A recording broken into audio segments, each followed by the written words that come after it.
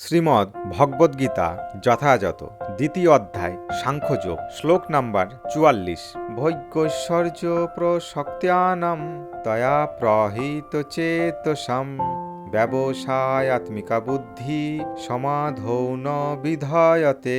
শব্দার্থ: ভোগ, জড়সুখ ভোগে, ঐশ্বর্যে প্রশক্ত্যানাম যারা গভীরভাবে আসক্ত, তয়া তাদের দ্বারা, অপপ্রহিত চেতসাম বিমূঢ় চিত্ত, ব্যবসায়াত্মিকা দৃঢ়চিত্ত, নিশ্চয়াত্মিকা বুদ্ধি ভগবানের ভক্তিযুক্ত সেবা, সমাধ সমযত চিত্ত, না বিধিয়তে হয় না। অনুবাদ: যারা ভগবান ও ঐশ্বর্য সুখে একান্ত আসক্ত, সেই সমস্ত বিবেক বর্জিত মূঢ় ব্যক্তিদের বুদ্ধি সমাধি অর্থাৎ ভগবানের একনিষ্ঠতা লাভ হয় না। অনুবাদ: যারা ভগবান ও ঐশ্বর্য সুখে একান্ত আসক্ত, সেই সমস্ত বিবেক বর্জিত মূঢ় ব্যক্তিদের বুদ্ধি সমাধি অর্থাৎ ভগবানের একনিষ্ঠতা লাভ হয় না। তাৎপর্য: চিত্ত যখন একাগ্র হয় তখন তাকে বলা হয় সমাধি।